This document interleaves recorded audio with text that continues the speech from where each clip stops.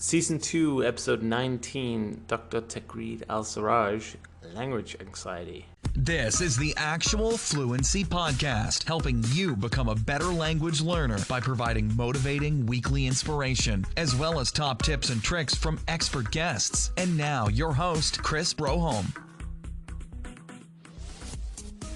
Hello, everyone, and welcome back to another episode of the Actual Fluency Podcast. This is your host, Chris Broholm, with a K now. Today's episode is unfortunately not going to be as good as I had hoped. Today's guest is Dr. Taghreed Al-Saraj, and she's a postdoctoral researcher in language anxiety as the main topic. So that's super interesting, and also for me personally, because it's something I suffer from, and I know a lot of people do. And what happened was we recorded the interview, and during the interview we got disconnected from Skype, and when we reconnected, my recording software failed to re-record the next segment, or more specifically, it only recorded my voice, which is I can post a podcast of me asking questions, but it's not really going to do much good, and it's not going to be a good episode. But half of the interview was salvaged and it was working. So what I'm going to do is I'm going to play that segment for you today. That means the episode is going to be slightly shorter, but it's a very interesting topic. Today we talk about how teachers and students can decrease language anxiety, how especially teachers can make improvements to classroom teaching, or, well, I guess it also applies to one-on-one teaching, to reduce the anxiety in each student and thus bringing on more language learning development.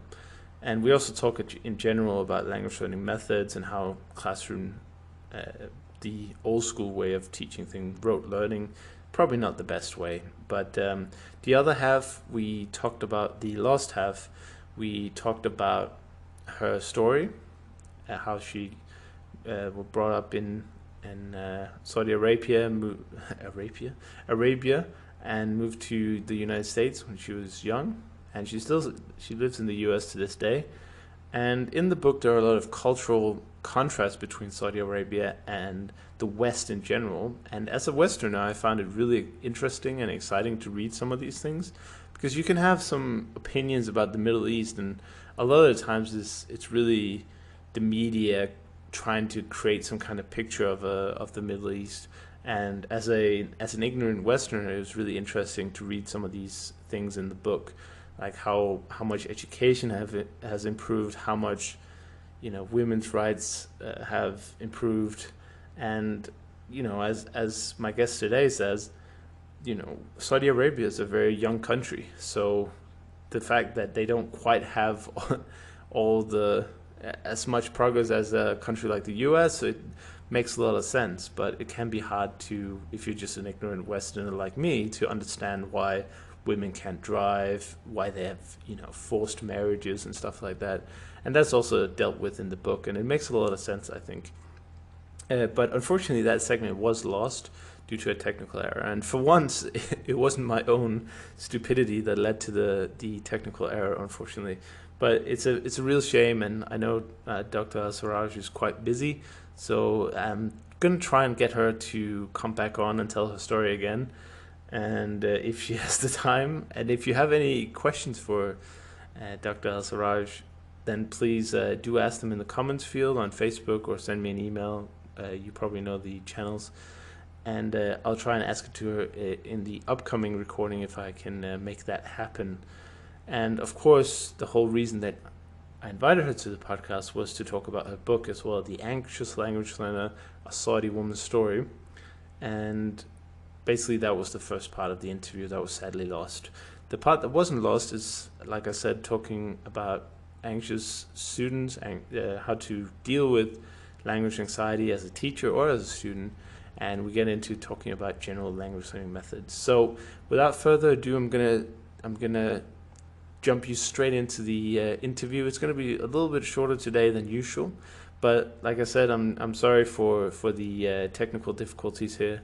It is sometimes a bit of a challenge to run a podcast, but I'm doing my best here, and I hope you enjoyed this little segment this week, and I hope that you will tune back in when I hopefully get the second part of the interview re-recorded one of these days. So hope you have a great Friday, or whatever day it is when you're listening to this. Here in Budapest, it's 35 degrees and clear skies, so we're all melting. But wherever you are in the world, I hope you're having a great day and you're learning lots of languages. So until the next week, this is Chris Broham, and enjoy the interview.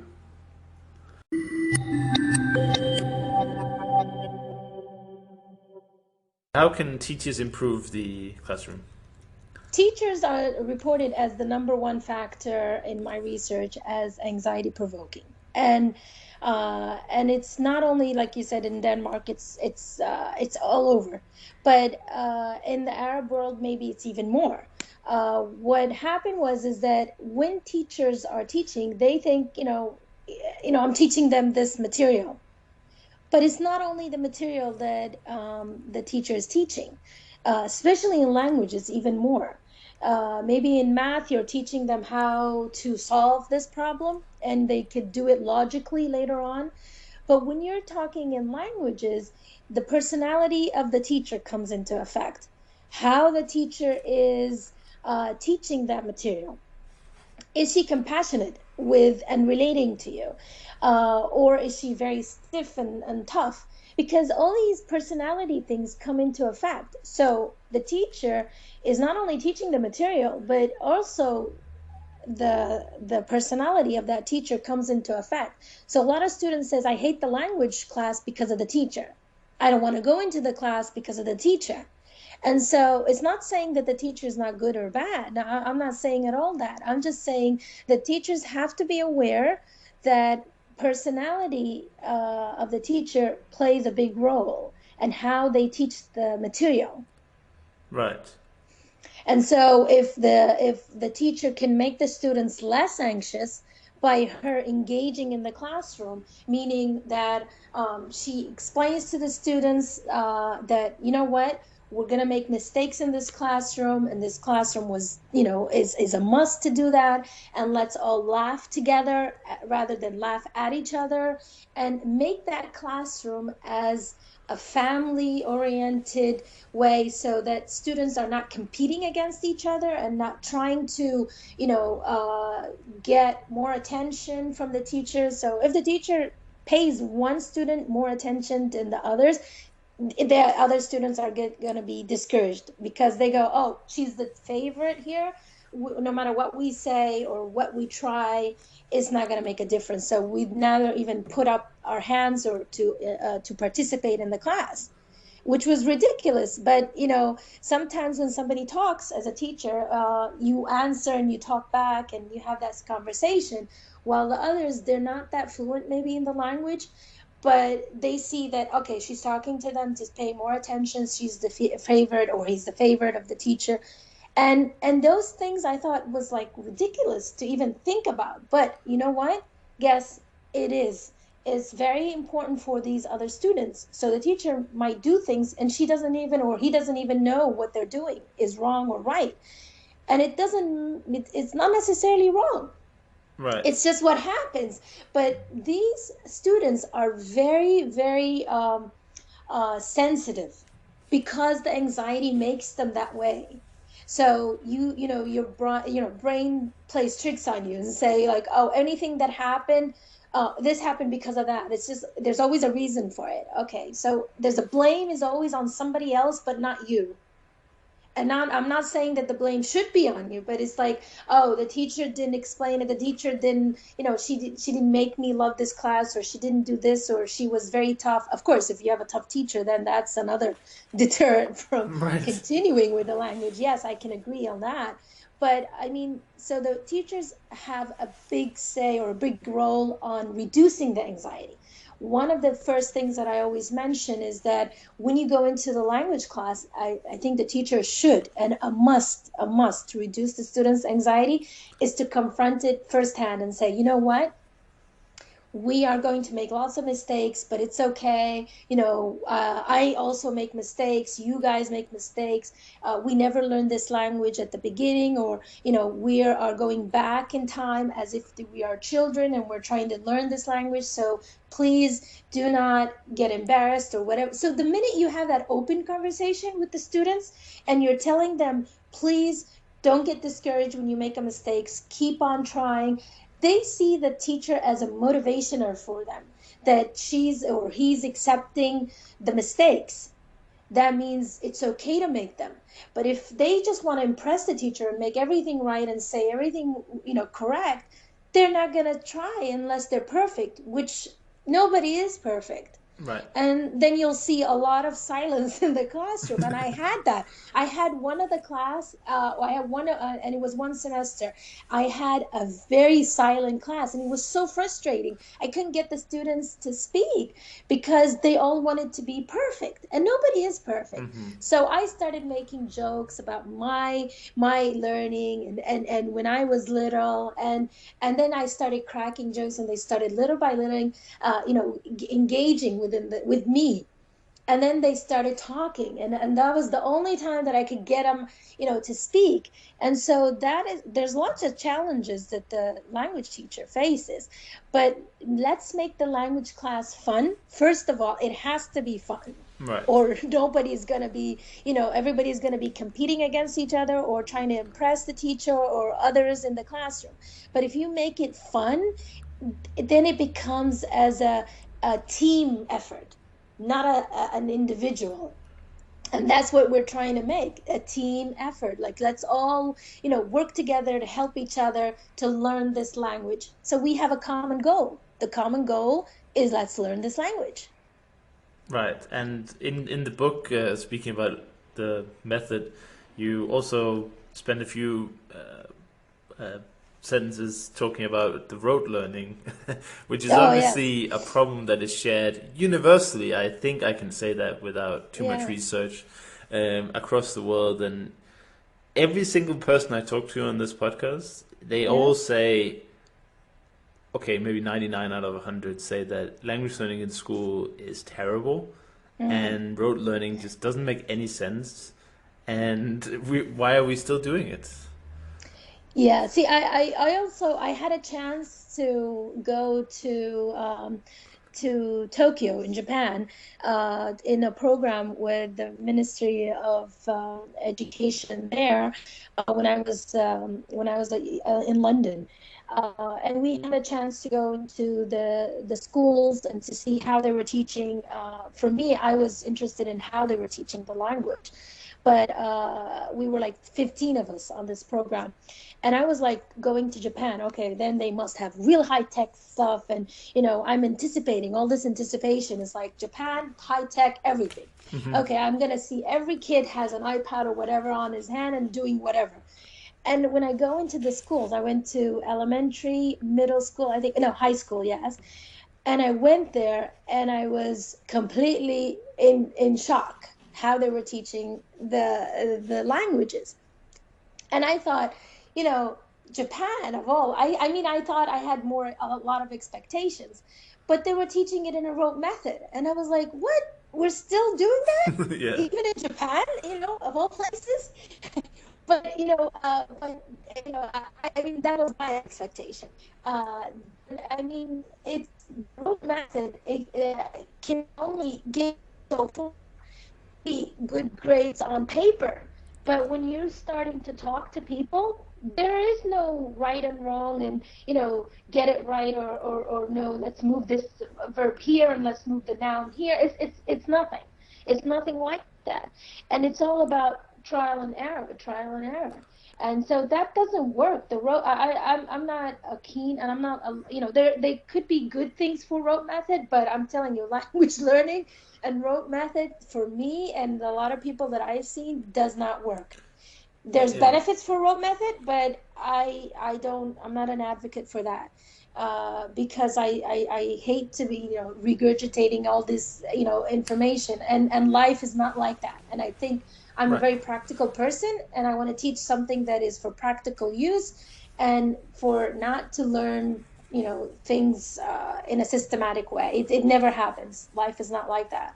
Right. I think the best example or analogy for me was definitely when somebody compared it to maths and said, the way we teach children languages today is exactly like we teach maths. And that's ridiculous Yeah, because those two yeah, disciplines are so different. exactly, It's exactly. That's a good one. the, That's a really good one. it's like in maths you want to remember a lot of things, a lot of Hmm. formulas, a lot of rules, but in language learning it's about learning sentences through a natural progression. It's not just, even vocabulary learning is, kind of useless in a way. I mean, if you Yeah. know a good sentence structure, you can speak almost naturally with just a few hundred words. Whereas you can learn thousands of words and not say a thing if you only use the Exactly. memorization. And that's another thing that I used to be when I used to see when I was even doing my undergraduate or master's, when I was taking classes, I would see a lot of Chinese and Asian students get really high marks on papers, really high marks, and I was like, wow, fantastic, but they couldn't speak. They could not Right. speak. They knew all the rules, the formulas, like you said, but they could not speak two words because they were used to performing on paper. But in real life, language is not like that. Language is about learning the culture, learning the words, learning the vocabulary, how to structure it. It's a lot of things that goes in it, and it's not like a formula, just memorize and just produce. It's not that. Right. Especially the culture comes into place. Like when I was doing, I grew up and I did my undergraduate and master's in the US, but when I did my PhD, I went to the UK. And when I was there, even they speak English, both. But with that, I still had to adjust for the culture shock. I was there with that, when I was ordering at any fast food, and I was like, "This is to go," and they would say like, "What do you mean by to go?" And I'm like, "I'm taking it to go," and they could say, "Oh, so you mean takeaway?" And I'm like, "Yeah, right, takeaway, yeah." But so to go and takeaway, and then rubbish and a bin, or a garbage, and so all these little words, even that, and they both speak English, but Right. it's different English. So you can understand what I'm saying. But if I say go get in the queue, an American system was like, what queue? What's the queue for? What does the queue mean? They think the letter Q, Yeah, and yeah. I'm like, oh, no, in line, get in line, Right. and so even with that, and can you imagine? Okay, I know all the rules. I'm English. I was born. This is my actual native language. I still have to adjust for that. How can you adjust for that if you're just doing the rote method? Exactly. And if So yeah, it is. It's very, very, very important to deviate from this rote method. Maybe it could be for other reasons, specific reasons. People like, and oh, another thing is that if you are used to the rote method and you shift away from it, it can be very anxiety provoking. That's another thing, is right. that with the Asian experience, I've seen that a lot of students from Asia are so used to the rote method. If you do any group work or teamwork using the language, they get so anxious because it's a very different system than what they're used to. So that's when the culture comes in. So anxiety, plays a part, but also culture plays a bigger part as well. Yeah, exactly. And it's a comfort zone thing, isn't it? Where Exactly. Yes, you just you can exactly. hide behind your test results, but when you're asked to speak, you're on the spotlight's on you. You have to Hmm. perform Yes. right away. But yeah, I think you should just mix it up. Really, I mean, there's Yeah, no because taking it away. But yeah, you need to know the vocabularies. Like I tell my students, put an aim, put a target to learn a couple of vocabularies per day, and then that needs the memorization. You need to memorize those words and what do they mean, but then spice it up with using those words in everyday sentences that come up. Try to aim in everyday use. If you learn 5 words, try to speak to people around you using and put those 5 words that you've just learned into sentences in conversation with a friend or a neighbor or anybody that on the street that you want to ask a question. Make an effort to use those words that you've just memorized and you know what they mean. Try to make it up and spice it up with those sentences. Those sentences are maybe 99% are going to be wrong, unless you memorize those sentences. But in everyday conversation, it comes up. You're not going to use those ones that you've memorized and use them because it's just going to be fake. It's just not going to be right. You're going to have to change it. And so with that comes in the combination maybe of Rote method and everyday life, and that's the spicing up and how interesting language can become. Exactly. And I think my final question is, we're coming out to about the end of the interview here, but you're doing the research on the anxious language, and I guess you can call your headline of your research. But where do you hope that your postdoctoral research will take you, and how do you hope to change the world with with the research? Let's be ambitious. Oh, change the world! Wow, world peace. That would be the first thing. Uh, Change the world. I mean, I can't change the world. I wish I could, but I mean, I could. The only thing is that I can educate people or educate teachers, educate students. It's not their fault. As the students, because a lot of students think it's their fault. They have something wrong with them, that they can't do this. Right. That's one of the things that I really hate hearing when somebody tells me that, when it's like, oh, I just can't do it because I'm not good at languages. Like, everybody's good at languages, but it's just how how you approach the language, as well as teachers. Like I have when I'm with teachers, and some I've really actually heard that, like, oh, I have terrible students, and I'm like, what? You can't say that. but it's the so if I educate teachers and say, look, these are not terrible students, they are just anxious students. If we can just pay more attention to them and apply different methods to them, that would help them. So I give lectures all over the world. Like, I've just come from Turkey. I've done 2 lectures there, and the university there in Istanbul. And I lecture in the UK, and I go to Japan and a couple of other countries. But my main concern is always to target the teachers, to target the students. Is like, you're not alone for the students. This happens to anybody, anywhere, and with any language.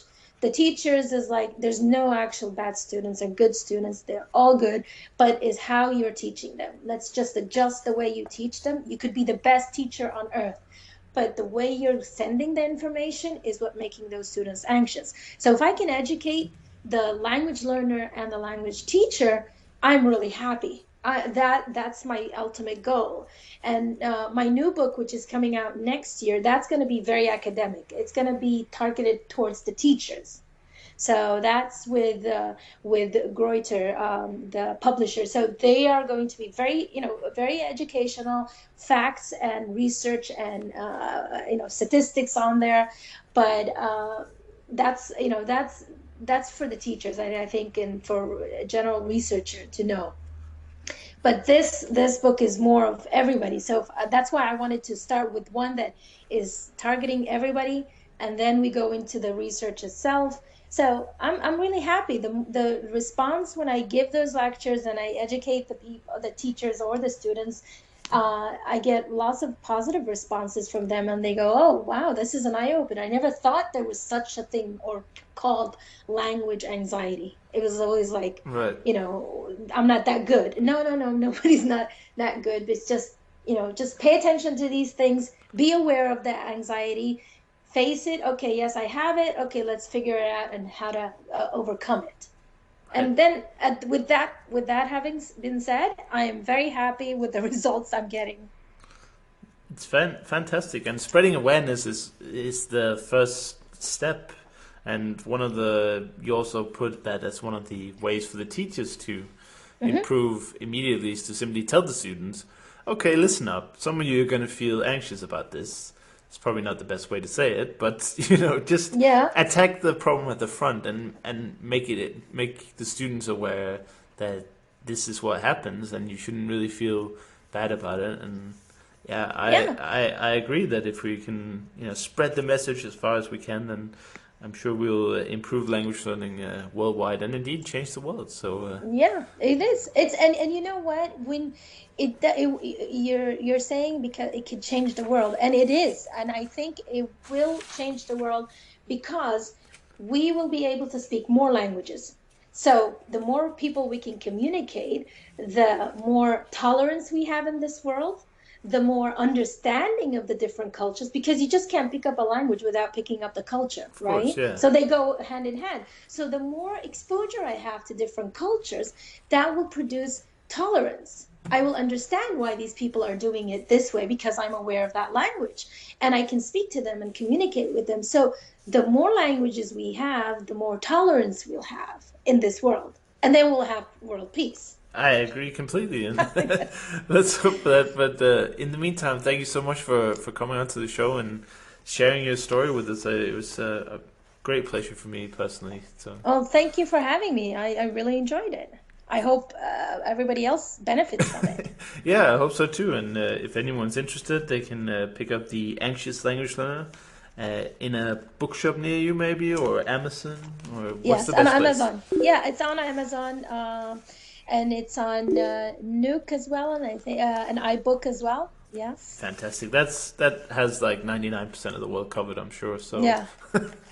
Fantastic. Well, thank you so much, and best of luck with the research, and I hope to hear more from you in the future.